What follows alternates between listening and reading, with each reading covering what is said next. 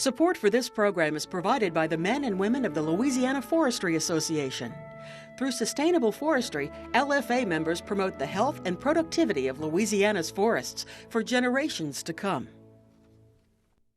And the Foundation for Excellence in Louisiana Public Broadcasting.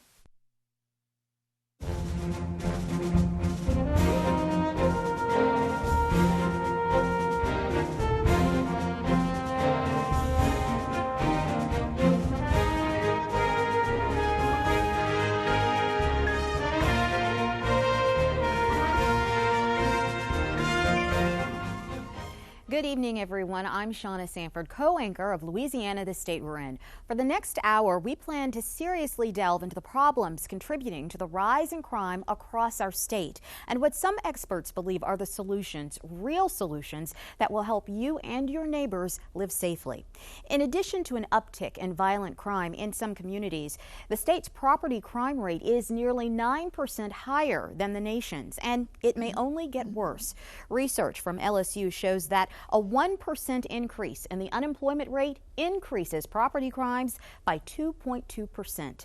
For Louisiana, this would mean 3,750 additional property crimes. So what are law enforcement agencies doing to fight crime? And what role can you, the individual, play in the battle? Louisiana is home to many things, but the latest distinction given to the state is frightening, to say the least. 4 of the 100 most dangerous cities in the country are located right here in Louisiana. That's from Neighborhood Scout, a company specializing in relocation and real estate advice. Those Louisiana cities are Slidell, Lafayette, Alexandria, and Monroe. Herbert Otwell is the interim police chief of Monroe. We've had an increase in burglaries. That's a property crime, and we've had an increase in homicides by 1. But I don't see Monroe as being that dangerous. I think it's a good place to live and raise your kids. Chief Otwell says his department is using directed policing to get a handle on the crime problem. A 3-year federal grant has also allowed the hiring of 12 more officers to exclusively work the city's high crime areas. The new hires have definitely been effective, but there is the ever-looming problem of what will happen to the officers when the grant expires. At the end of that 3 years, that officer is still here. And you're not going to terminate him, say, well, the grant's over, you got to go. So now you've got to absorb that cost in your budget. Recently, a home was invaded just blocks away from the Baton Rouge Police Department.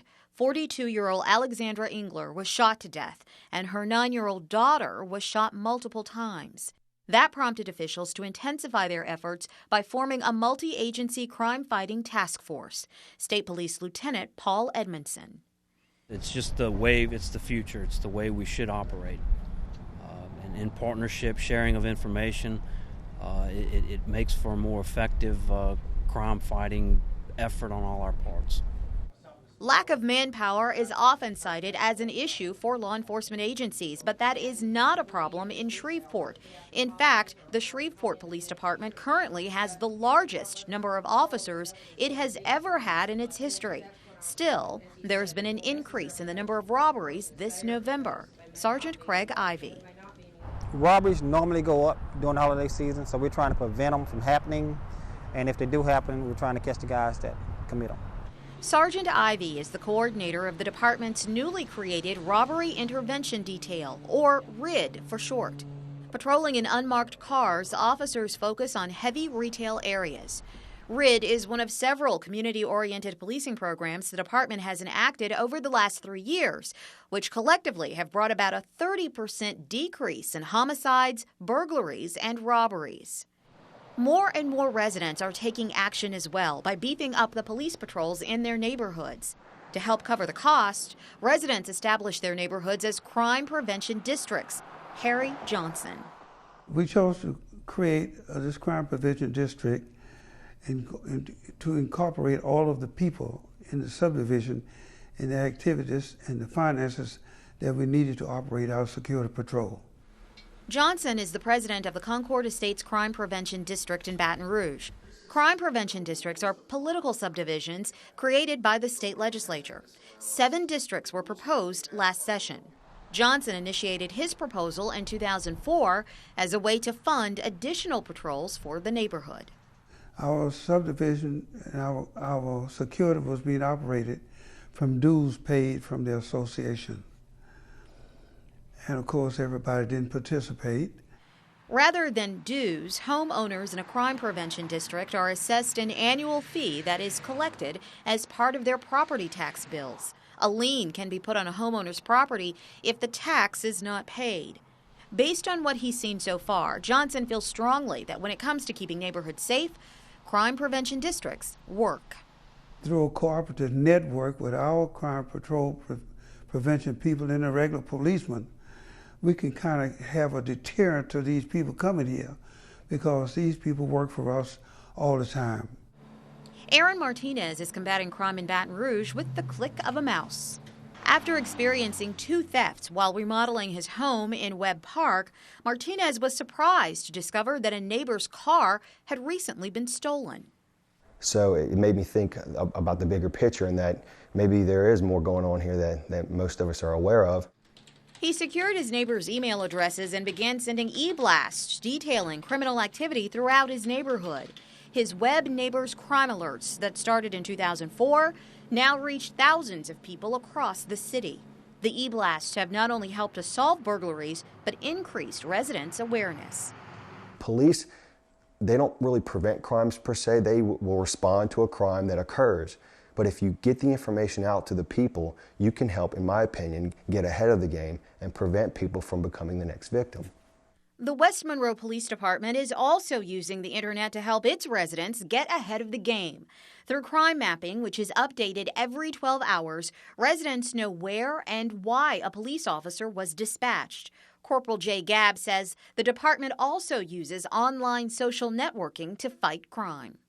If we have a particular crime occur where we have some suspect information, we can put that suspect information on our website, on our Facebook page, on our Twitter page. The public can see it immediately. They can begin looking for it. They can help us. Since May, the department's online presence has already led to tips and 2 arrests. While technology is helpful, some believe that ultimately it may be the presence of a positive role model that will help curtail, if not solve, the state's crime problems. Adell Brown is president of the Baton Rouge chapter of 100 Black Men, one of 7 chapters in Louisiana. The group's Project Exile program pairs young boys with adult male mentors. The intent is to make certain that we give them all the positive reinforcement and that they need in order to be successful so they will not choose a life of crime. Many of their other programs focus on conflict management and combating truancy. Brown says if our society is going to get a handle on the crime problem, everyone is going to have to get involved. It's important for a civilized society that want to and need to compete and has been the leader of the free world to recognize the importance of saving our youth, especially those that seem to be going by the wayside. If we don't do that, then we will no longer be competitive. I mean, it's just a moral thing to do, but it's also the right thing to do. Well, joining me to explore the right ways to combat crime are our audience members. They include Baton Rouge area residents who were randomly recruited and surveyed for us by LSU's Public Policy Research Lab. Also in our studio is a member of the 100 Black Men Baton Rouge chapter and a college student who went through the group's mentoring process. Welcome all of you to the show. It's a pleasure to have you here. Reviewing some of the survey questions, when asked if they feel safer in their homes than they did a year ago, of those who responded, 54% said no and 30% said yes. When asked to rank contributing factors to crime in Louisiana, 30% of those surveyed said drugs. Lack of education received 20% of votes, followed by lack of family unit, receiving 15%. The remaining factors named were poverty, lack of economic opportunity, and an influx of people following Hurricane Katrina, receiving 11%, 9%, and 6% of the votes respectively. And when asked to choose one thing to do to reduce crime, 1/3 of respondents said devote more resources to education. 24% said to devote more resources to policing neighborhoods and programs for at-risk youth. 15% would devote more resources to fighting drugs. So let's start there. Where would you all like to see resources devoted when you talk about fighting crime? And just so that our audience knows watching, this is a very personal issue, I know, to everyone in this room. And just by a show of hands, so everyone can see here, because I asked this question earlier, how many of you have actually been the victim of a crime? Just by a show of hands. So a lot of people here in the audience. So this is very personal. Shirley, I'd like to start with you. What sort of resources, what would you like to see devoted to help fighting and combating crime?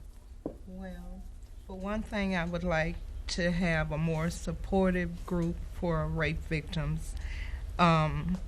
Preferably even have them to go and talk to a lot of students in school to inform them of how serious a crime that is and what effect it can have on your life through your entire life, rather.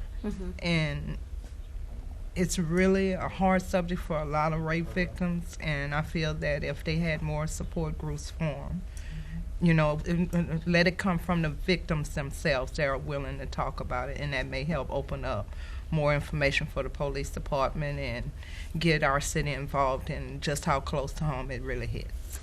Matthew, you raised your hand. Can you talk a little bit about what happened to you?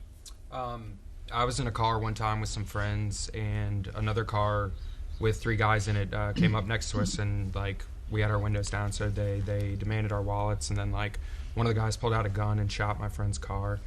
And a couple of my friends actually like kept up with the case. There were 3 guys in the car. 2 of them got off, and 1 did like 6 months in jail. Really? Yeah. And so based on what has happened to you, your experiences, what do you think the answer is? Well, you know, that's more of a problem with the court system, I would say, because the police were actually, they showed up pretty quickly, and they found the guys that night. So we got all of our stuff back that night, but the police handled it well. The police handled it, but you feel that you were let down by the court system? Yeah, I mean, 6 months for, you know, he could have killed someone shooting at the car. Barbara, your thoughts? Oh, well, I was very smugly watching TV the other day, and they said how many people were victims of crime, and I thought, well, not me. And then I said, yeah, I just was. I had returned home in the middle of the day and found my front door kicked in. Actually, I couldn't see the condition of the door because my arms were full of bundles, so I walked in. He could have still, or she, or whatever, could have still been in my home, and I didn't know it. And as soon as I saw the framing of the door kicked in, I left. But I picked up a brick and stood outside till the police got there. Wow. Because it was pretty frightening. It sounds like it was. What do you think is the answer to combating crime? I'm one of that large majority who said education, and it's way behind. We've just been really slow in realizing that we need to have better schools, and all students need the same opportunities. Amen. Right. Carolyn, you're shaking your head there. You agree? Yes, I do. However, I'm an LSU graduate student, School of Social Work, and we just did a survey about 2 weeks ago in the Ardenwood area. And one of the things that we found that when we went and asked questions to the residents in the area, which has a very high crime rate in the area, one of the things that they said that recreation for the kids, they need more recreation for the kids, because when they don't have anything to do, they're able to get into things that is very negative and put them in a state of juvenile delinquency, truancy, and things of that nature. So when I think about some things and ways that we can improve crime, education is the key, recreation for the students, and our legislators need to understand that we need to start to invest in our children because they are the future. Right. And so that's one of the things. Delilah, we'd love to hear your thoughts about this. I definitely think focusing on education is the key, and more rehabilitation in the prison systems. It's proven, you know, that if you're not educated, you're going to have fewer choices for job opportunities. And when you're faced with long-term low income versus the quick profit of the crime, then a lot of people are going to make the wrong decision.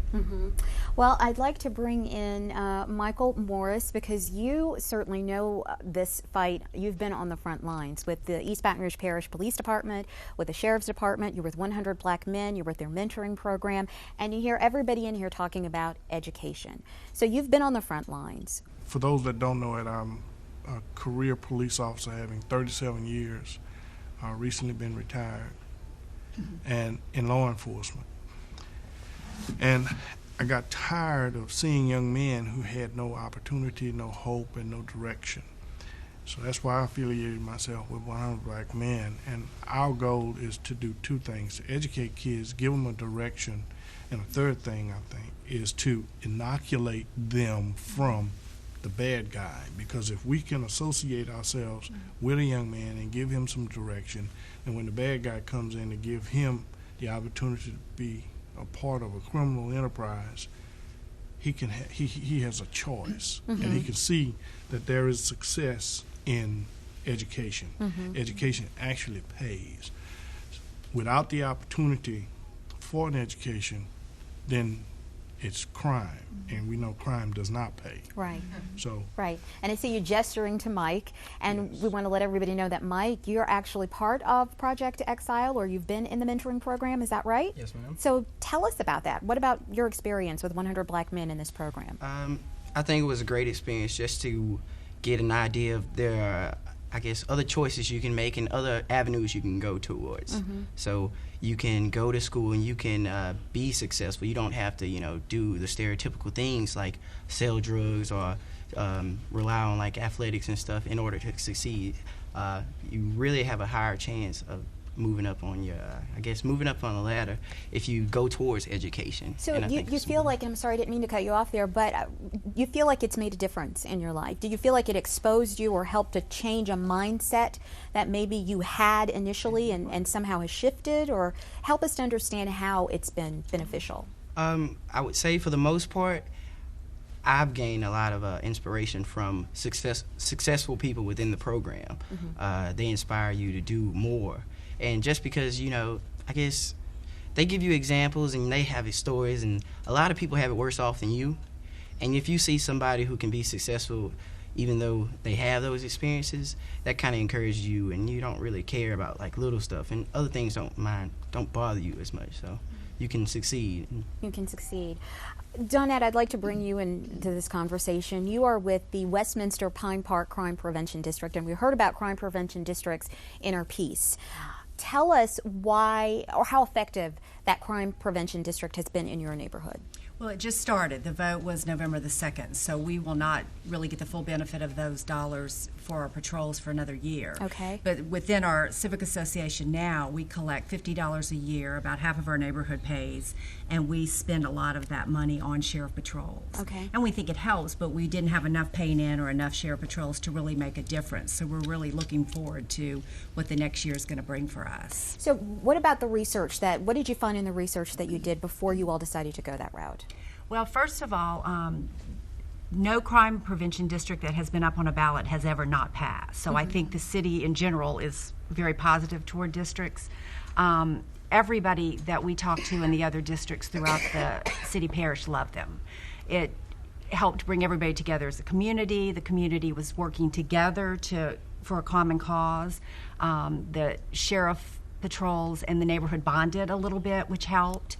And we're really looking at it as true prevention. I mean, we don't have a high crime neighborhood, so we're going to keep it that way. Exactly. Okay. Yes. Okay. All right. I want to pronounce your name correctly, but you're going to have to help me out. Shamel.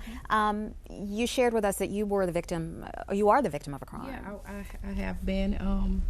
My purse was stolen. It was my grandmother's birthday. And I thought about just running in Walmart real quick and purchasing her a birthday card. However, there was a guy that drove up on the side of me, and I didn't think that he was paying as much attention to me as he was. I took my debit card out, and I put my purse up under my seat. And so as I went to walk into Walmart, he presented to walk into Walmart right behind me as if he was going to shop. However, he circled back out with his basket, turned around. He went and busted my window out of my car.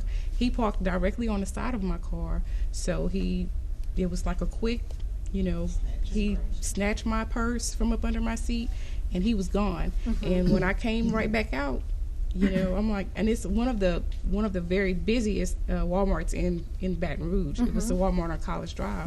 In the daytime, it was like 1 o'clock in the evening. Broad daylight. So I was thinking the nerve, Right. And it was just like, it was horrible because I'm also a graduate student of LSU, and I had all my school documents, because women tend to put their valuables in their purse. So I would just like to encourage other women just not to do that. Leave those personal values at home if possible, and put as less identifying information as possible in your purse. It's amazing how quickly things can happen. Yes. You always hear, and I heard someone say snatch and grab, and it can happen so quickly, and you hear about that happening to other people, but when it happens to you, you realize just how quickly these things can happen. And it's quite disturbing because I lost sleep. It was like very emotional for me. Right. Because they didn't catch him. I was worried that he saw my address on my license, that he'll come. It was just so many thoughts going through my mind. So I lost sleep for about a week, because of that incident. Right. Surveillance cameras. We have lots of surveillance cameras around the city. Other cities have the surveillance cameras. Do those give you any sort of comfort? What do you think about those? Christine, what do you think? I think surveillance cameras, like in parking lots, I think those have been very helpful to solve crimes.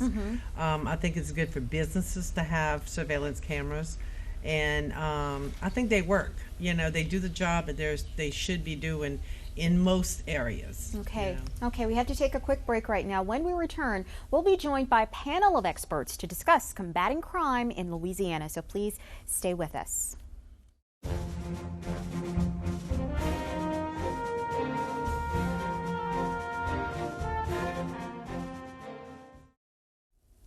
Hello, everyone, and welcome back to Louisiana Public Square. Our topic tonight, crime in Louisiana and what can be done to combat it.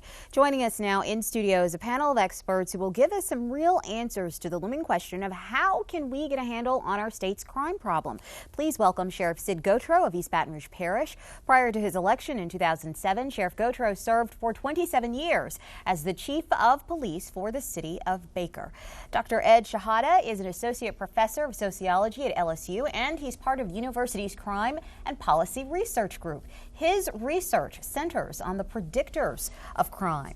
Roger Tully is chief of the Alexandria Police Department. Prior to his selection as chief, Chief Tully served 29 years with the Baton Rouge Police Department. And Joseph Blackwell is president of the recently approved Westminster Pine Park Crime Prevention District in Baton Rouge. He's also an attorney and a former federal prosecutor. It is great to have you all here. This is a very serious problem, a serious issue, very personal to everybody here, and I know it's personal to all of you as well. And you've had an opportunity to hear from our studio audience their concerns. A lot of them, all of them, I think is fair to say, feel very strongly that education is such an important part of combating crime. And Sheriff Gautreaux, you're really shaking your head down there. You agree?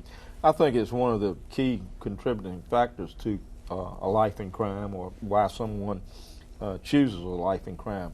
When you look nationally, I think that average educational level of someone incarcerated in the United States today is the 6th grade. Here in Louisiana, it's the 5th grade. So we know that education plays a tremendous role in relationship to crime. We have started within the Parish prison. We went from 2 self-help programs to 12 self-help programs within the prison now to try to help with rehabilitation. One of which we started a GED wing, in which those inmates who want to pursue an education, we put them in an environment where it's conducive for them to do so. In fact, tomorrow we're graduating 116 inmates from our GED program. So we know that education is a key to having that in trying to fight crime. A lot of approval from the studio audience here, but I have to wonder, with being on the front lines and dealing with it every single day, as all of you do, you have to wonder what isn't happening and why isn't it happening? I mean, that has to be so frustrating. Well, who wants to take that one? Chief Tully? Children are being left to the custody of their television set and Game Boys. I've had 4 children. The youngest one is in high school. All of them have done very well in school, and the one thing I attribute that to is their ability to read.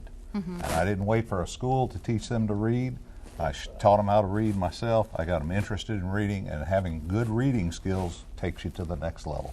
If you're left in front of a television all day, The only thing you learn is the television. I got to get a quick reaction from you, though. Your city has been ranked as one of the most dangerous cities. Out of 100 cities, it was Monroe, Slidell, Lafayette, and Alexandria here in Louisiana. That is not a good distinction. What's going on in Alexandria? Not a thing. Alexandria is a good community, and I guarantee you next year you won't see us on that list.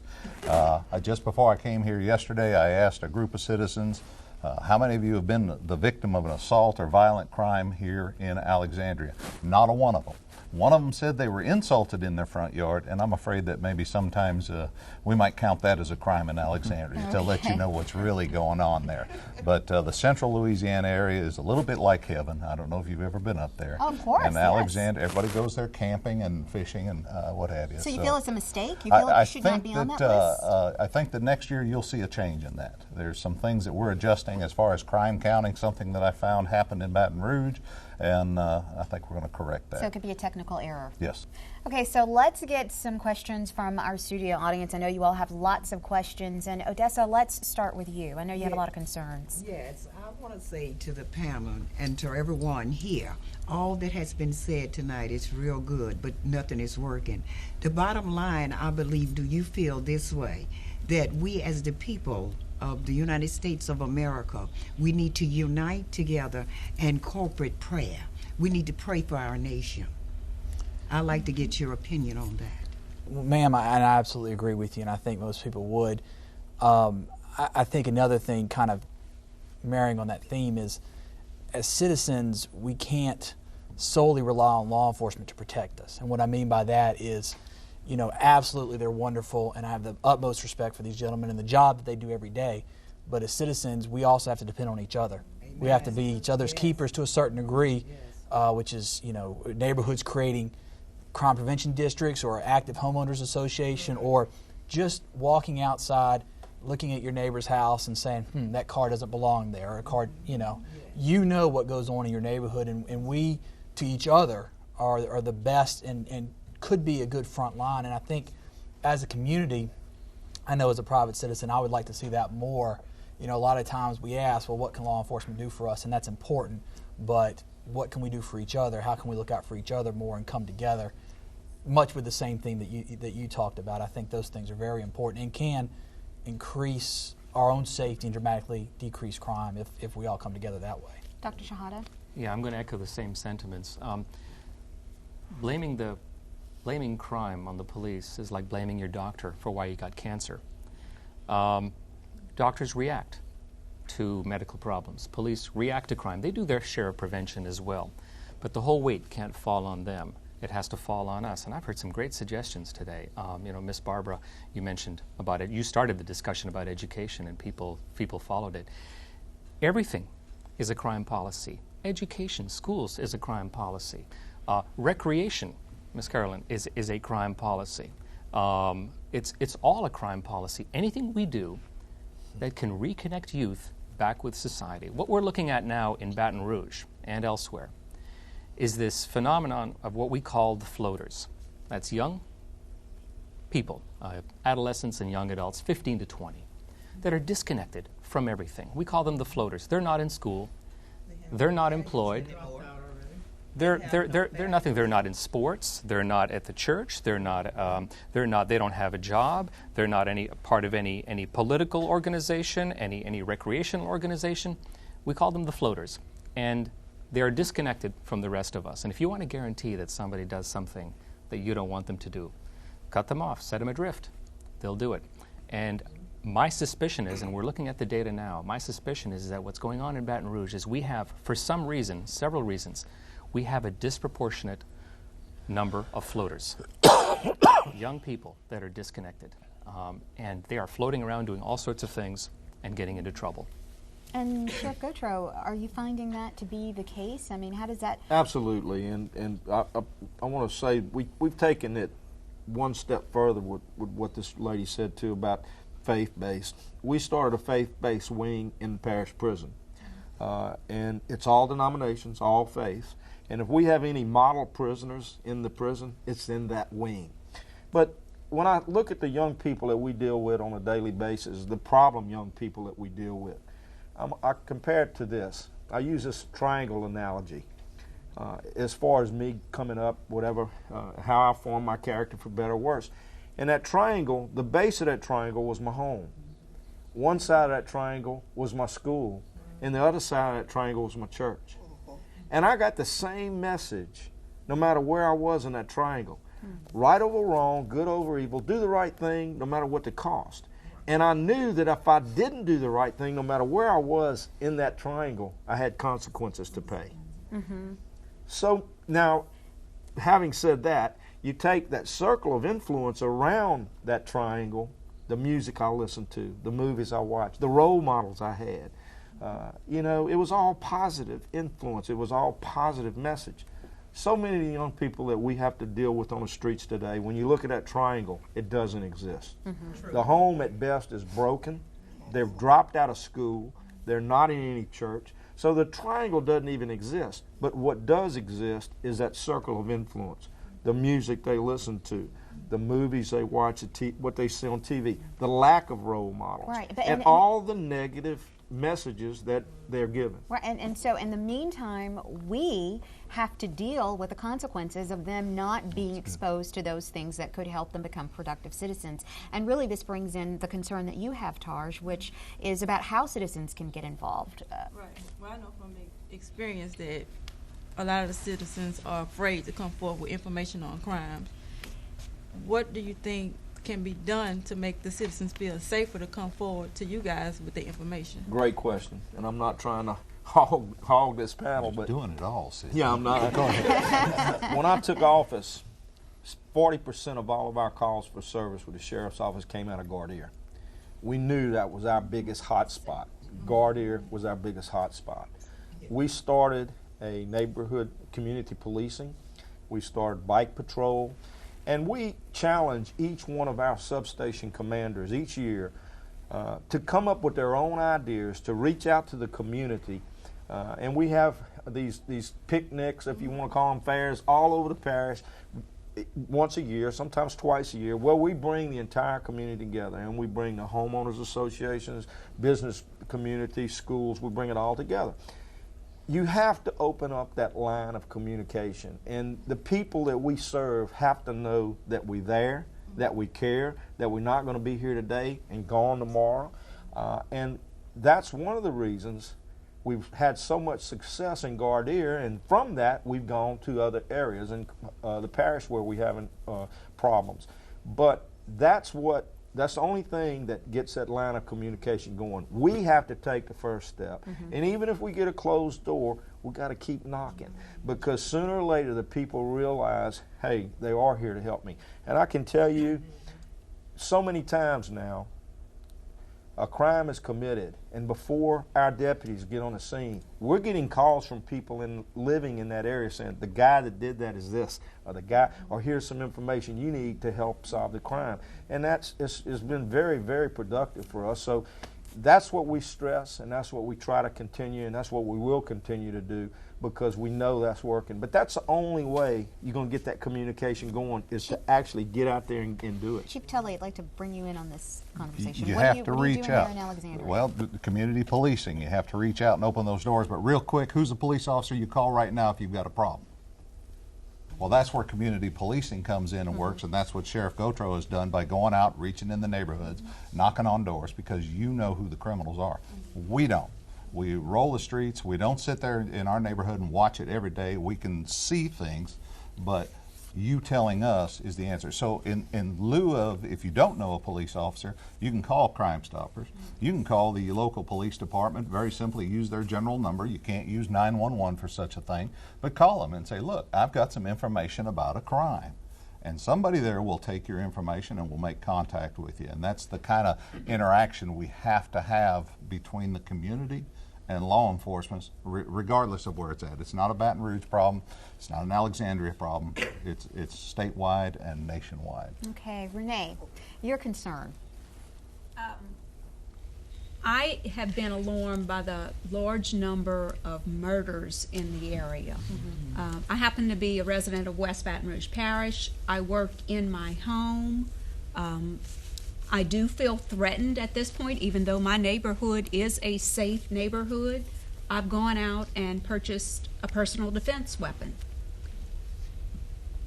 I feel like I'm being held prisoner because people will not stand up as citizens and report when they see something going on. That is a major problem. We have to help one another. We have to be proactive. But I would say, and you have every right to be concerned when we look at the murder rate in Baton Rouge, or let's just look at the murder numbers. Back in 2004, it was about 41. The year after, it was 50. The year after that, it was 60. We're at 75. We're going to get close to 80. So it's going up. Having said that, my recommendation is that not to panic, because we have a great city. In fact, the fear of crime today is still less than it was during the serial killer. When the serial killer was out there, or the serial killers, there was two of them, people were very fearful. Now, the chances of getting attacked by the serial killer are thankfully extremely low. And in a city of several 100,000 people, the chances of being murdered are still very low.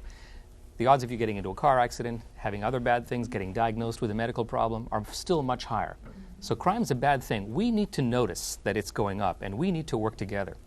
But stay calm, because it's still a safe place, and you still have... Now, of course, there's pockets of bad areas, right? Your area has not had a serious crime, apparently, so it's a safe area.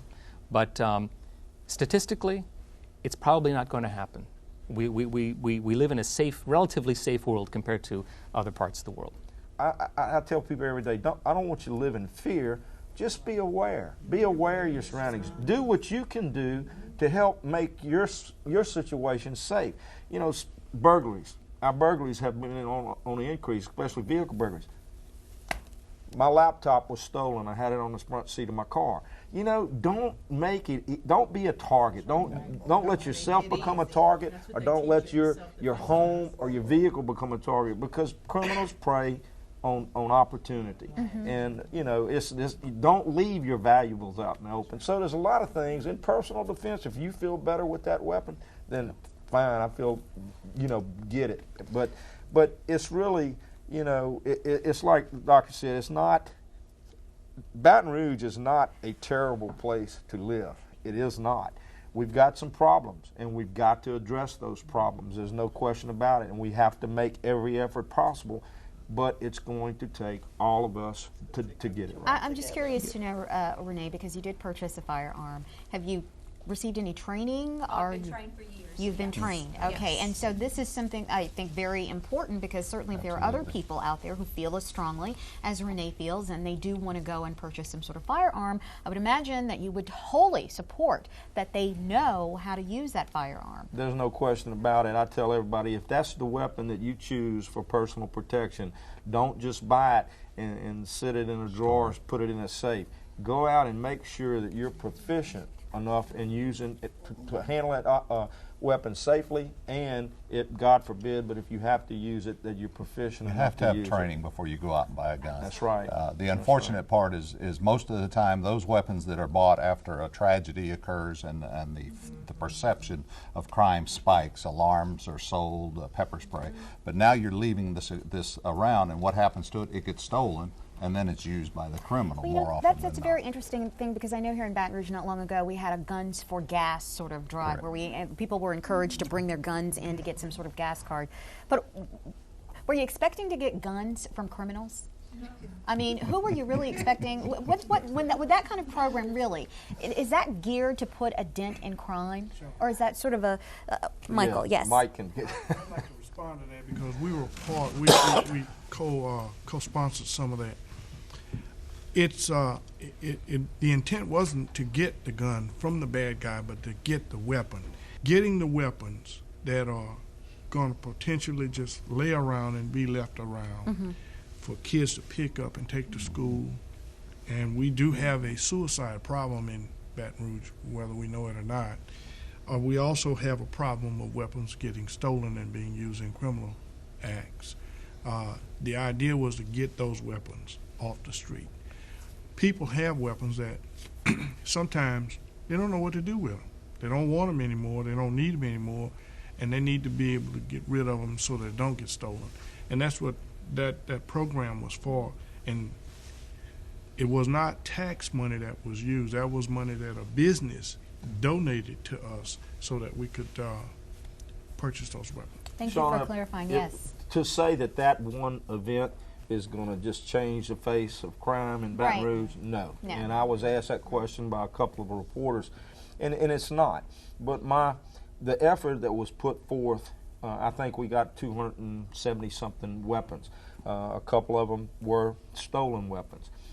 We checking them all ballistically to see if they are connected to any crimes. But if we kept one homicide from occurring from collecting those 275 weapons, it was worth it.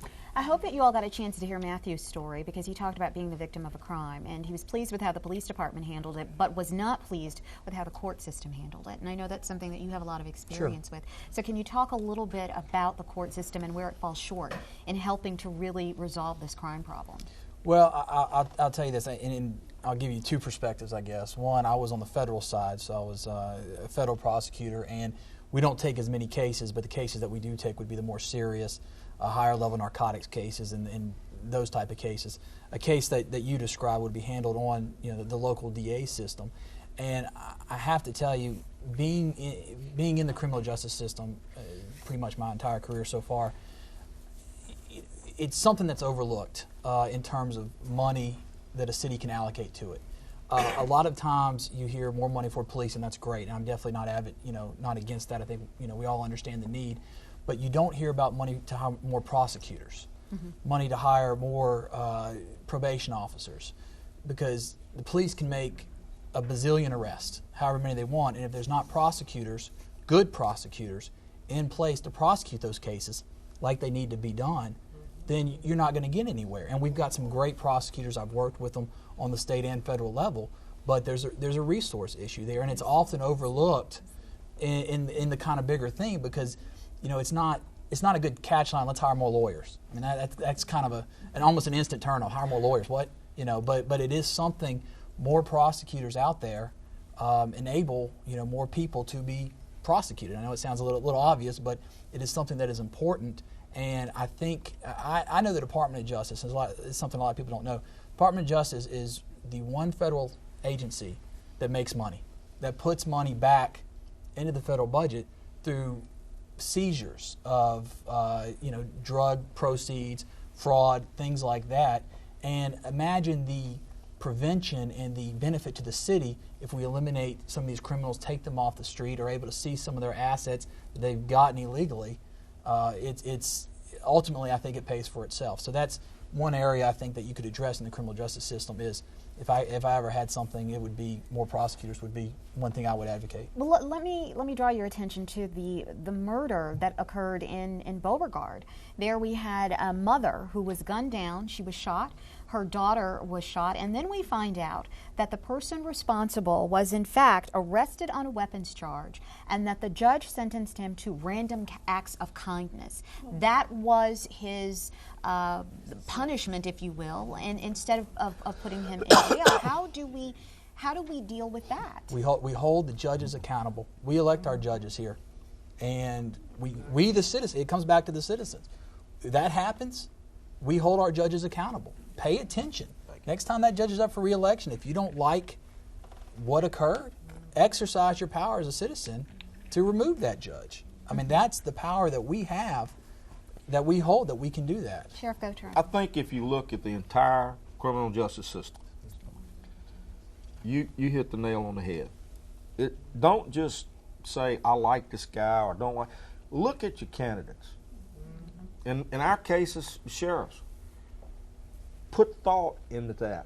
Pray about it and decide who you think is that person that needs to be representing you. Elect those people. The same thing with judges, DAs. We got to start there, because those are the people that lead the system. Now, you're absolutely right. We've never had enough prosecutors to keep up with the increase in crime, and certainly. I talk to Hiller on a daily basis. He's squeezing everything he can get out of his department to address it, and it has increased. I mean, it has helped, but he still needs more people. Problem's money. But it goes beyond that. Just like what you were talking about earlier with the sentencing part of it. Electing a judge is not like electing a sheriff or DA. We come up every 4 years or whatever, and then that judge is there. And most judges, if you stop and think about it, they're there as long as they want to be. Right. Once they get on a seat, they're there. It's just like anything else. We got some judges up there now that hang them high. We got some that are very, very liberal, and we got some that go down the middle of the road. Not saying right or wrong, but that in a lot of cases is where the system fails us. Just like what you said about this person getting out. We had 2 deputies that were shot back when I first took office on a drug raid. The man was charged with attempted murder of 2 police officers. That person was sentenced to 5 years. It already served 2 years. So in about another year and a half, they'd be back on the street. You know, and I know I'm sensitive. And this must make your job harder. It does. This makes your job so much harder. It's a criminal justice system. And the chain, it goes from the start to the finish. Any weak link in the chain makes the system not work. That's right. Whether it be not enough officers, not enough prosecutors, not enough jail space. You know, one of the problems we have is when we talk about all these solutions, they all involve the same thing, money. And I've kind of found that voters tend to have this word on their finger. It's O-N. And when you push that vote for taxes, it's no. So you have a weak link before that. But criminal justice. Yes. Well, I would add to that as well that when you decide on who to vote for, you're considering what the candidate has to say. Challenge them. What is their crime policy? And challenge them to tell you what their crime policy is without using the word police or prisons or courts. I'm glad they're around, you know. But I have a question. Yes, sir. I know I'm probably the youngest person in this crowd, and everybody, well, all of you guys have been saying certain things contribute towards crime, such as you said television, video games, and outside influences like that. And a lot of people say the solution is to use the prosecution system to solve. And I don't see it as a solving. I don't see it like. I would see it as an eye-to-eye solution. Hey, he did me wrong. You're in prison for the exact time or whatnot. I don't think that time is worth anything if any real rehabilitation has taken place within that time, no matter if it's 5 years or 100. And I mean, back to that point, it's more, I believe, the money, which everybody know money. Everyone knows money controls everything and governs a lot. So that money you put towards prosecuting criminals, why not put that back into solving generations of poverty in our community? Because I believe that's a really big, I think, factor for why we go into crime, as opposed to like video games and music and outside influences. That's really a big thing in Louisiana. You may be the youngest person here. That's probably the smartest thought expressed by anybody, me included. It is. If a burglar is in my home, I thank God these 2 guys are paid to do what they do. But you're not going to cure cancer by building more cancer centers. You got to train people to eat properly. You got to train people to live the right way. You got to find the causes of cancer to cure it. And we know what the causes of crime are. We've known them for almost 100 years now, since the early 20th century. And it involved going back, dealing with poverty, dealing with the things that cause crime, going into communities such as 100 Black Men do, and identifying person by person the youth that I call floaters, those that are at risk, and finding them name by name, one by one, and pulling them back into mainstream society and reconnecting with them. That's the only way you're going to do it. That's a big job. That's a very big job. And who is going to do that? Who is going to actually do that? He's doing it. Anyone can do it, because Carolyn and I are students at LSU. We're in the social work program, and just recently we went out and we challenged the Ardenwood Village and the Ardenwood Park apartments, and we took surveys. We asked the children, what is it that we can do to help you? You tell us what to do. to help you, to help eliminate some of the crime in your area. What, you know, we asked those parents, we gave the children, we gave them a voice. We hosted a town hall meeting for them. They met. It wasn't everybody that came out, but it was 25 families that came out. And you have to start somewhere. You have to start somewhere. So just and it actually she works. had said, if one family is saved, we've done our job. Right. Well, there's a lot of programs for at-risk youth that aren't necessarily being taken advantage of. I feel like a lot of the kids aren't even being made known of this. If it was something that was put out there more for the children, because they're there, they just don't know to take advantage of it. Exactly right. And Mike, you hit it on the head. The problem is, when you look at the whole system, we neglect certain areas and we take care of others. And they all need the same attention, whether it's in enforcement, whether it's prosecution, whether it's incarceration. We all need that. That's why, and you're perfectly right, because that's why when I took office, I went out and found a correctional professional to be my warden. He's 27 years with the Department of Corrections. Now, Jimmy LeBlanc, the head of the Department of Corrections, is still mad at me for taking him. But we went from 2 self-help programs to 12. And we know that it doesn't matter the length of time we keep somebody. You know, simple incarceration is not going to cure it. No. You've got to address the causes. And there's several causes we've all talked about, education being one of them. But we didn't really talk about addiction, because 85% of the people in that Parish prison right now have some addiction, whether it's drugs or alcohol. Okay. So that's another big issue. But that's why we started AA, NA, GED wing, faith-based wing, parenting, anger management. You know, we started a program called Reality Behind Bars, where we take youth children or young people and put them in the prison setting and let them hear the stories from the prisoners themselves. We're running short on time. I want to get Beverly in here. Yes. I was just going to go back to education and kids not being in school, and I think he talked about it earlier. Because I know a couple days I was off. Usually I work from 8 to 4:30 every day. And I was off a couple days, and just in the neighborhood, you see young kids who should be in school, who are not in school.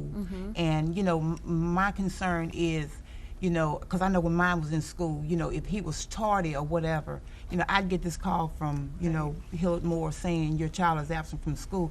Are we holding our, you know, the parents responsible for these kids not being in school? Because, I mean, they're out there, you know, and 9 times out of 10, they're going to get in problem. They're going to get in some sort of trouble. Right. Absolutely, yes. And Alma, let me get your concern too before we end. I think it starts at home. The parents are not watching their children. I have a son, and he has 2 children, and he gives them all the attention that he can. We take them to the library, they read, and they do all kinds of things. So it starts at home. If the parents don't interact with the kids, then that's where the problem starts. It takes a whole neighborhood to raise a kid. Yep. I'm from California, and I've never seen such parents don't care about their children. Yeah. Yes, and very quickly, Shirley. I've had a chance to meet with a lot of our teenagers who are out there packing guns. I've seen on the street smoking cigarettes or buying drugs or whatever they do to get their little issue. I would like to know, what kind of advice could our officials give, or a support system they can give us? Because I've spent many hours talking to these kids, trying to see what's going on in their lives. And I found out that a lot of these kids, they wouldn't even be out here doing this, but a lot of them don't, they feel like they can't go to their parents, or their parents aren't willing to listen to some of the things they have to say. It's like they don't exist in some of their parents' mind. But my thing was with my kids, I spent a lot of time, I told them we always have a right to give our opinion. And we used to take maybe 1 or 2 days out of the week, and we sit down and I let them lay everything on the table that's bugging them about school, about their friends out there, about... And let me just interrupt because we're running on time, but you are a parent who's active and who's taking the right steps. There are a lot of parents out there who are not, and they're ending up in the system, and you all are seeing them. And so if somebody could just very quickly address this whole need for parents to be involved with their kids in this crime. You're reaching out to your own children, and you're reaching out to the children in your neighborhood. That's what Mike Morris has done. That's what Baton Rouge Police have done. That's what Alexandria Police have done. The neighborhood involvement is critical. the number of groups. Not only are you a parent, but you're not just a parent of your own children. You're not an island. You reach out to other children. And that's really one of the reasons you won't see Alexandria on that list next year, is because they have a large group of people.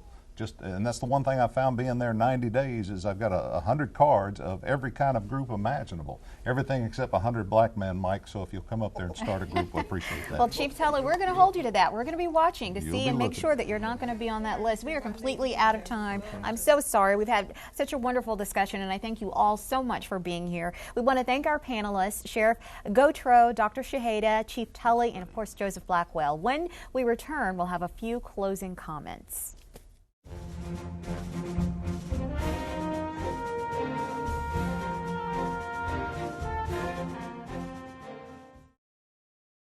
But that's all the time we have for this edition of Louisiana Public Square. We encourage you to take this month's survey on combating crime in Louisiana by visiting us at lpb.org/public square. While you're there, click on the Be in the Audience link to be considered for a future program and post a comment on tonight's show. We'd love to hear from you like we did from so many viewers last month following our discussion on immigration reform in Louisiana.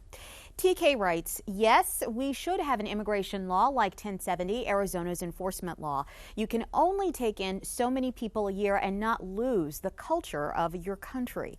Margarita posted, I believe that Louisiana should not follow in Arizona's footsteps on creating an immigration law. A comprehensive immigration law is the way to accomplish social justice for immigrants. And Laura, an audience participant, posted, your program brings so much light to subjects that would otherwise be swept under the rug. Thanks again for allowing me to take part in the discussion. Well, you're very welcome, Laura. Thanks for participating, and thanks to everyone for posting. That does it for this month's edition of Louisiana Public Square. We hope that you'll join us in December when we'll explore how the current economy is affecting charitable giving on Louisiana Giving Charity 2010. Thanks so much for watching, and everybody have a terrific night.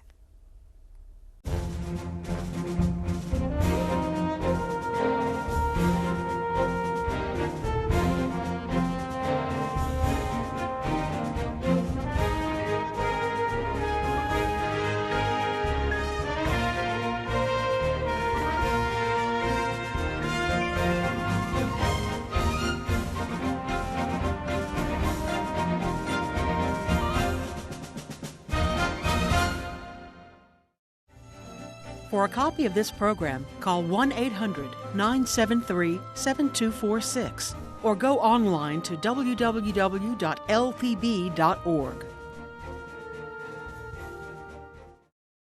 Support for this program is provided by the men and women of the Louisiana Forestry Association. Through sustainable forestry, LFA members promote the health and productivity of Louisiana's forests for generations to come. And the Foundation for Excellence in Louisiana Public Broadcasting.